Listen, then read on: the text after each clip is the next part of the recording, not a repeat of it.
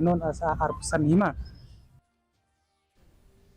KPA Sangma Foundation lani ke PASF kala pelong ya ke jing plie bat ka jing rakhe kerpang ban sam ya ke Skhim People College Grant in Aid sya ka Pasf-Abong Noga College Tura ke Workings Women Hostel AB Mission Compound Tura mentag sngi.